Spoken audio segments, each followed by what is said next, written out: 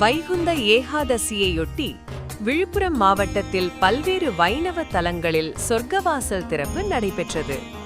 விழுப்புரம் நகரின் பழமை வாய்ந்த அருள்மிக ஜனகவல்லி தாயார் சமேத வைகுந்தவாச பெருமாள் திருக்கோயிலில் பகல் 10 உற்சவத்துடன் வைகுந்த ஏகாதசி திருவிழா டிசம்பர் 20ஆம் தேதி தொடங்கியது.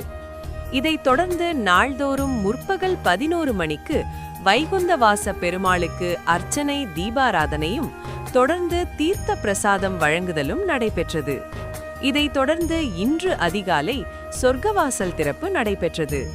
இதையொட்டி வைகுந்தவாச பெருமாளுக்கு கருவறையில் சிறப்பு பூஜைகள் நடைபெற்றன. ஸ்ரீதேவி பூதேவி சமேதராய் எழுந்தருளிய வைகுந்தவாச பெருமாள் பிரகாரம் வலம் வந்து அதிகாலை 5 மணிக்கு பரமபத வாசல் வழியாக பிரவேசித்து முதலில் நம்பெருமாளுக்கும் பின்னர் பக்தர்களுக்கும் காட்சியளித்தார். நிகழ்வில் விழுப்புரம் நகரின் பல்வேறு பகுதிகளை சேர்ந்தவர்களும் பிற பகுதிகளை சேர்ந்தவர்களும் பங்கேற்று சுவாமி தரிசனம் செய்தனர். தொடர்ந்து பக்தர்களுக்கு லட்டு பிரசாதமாக வழங்கப்பட்டது.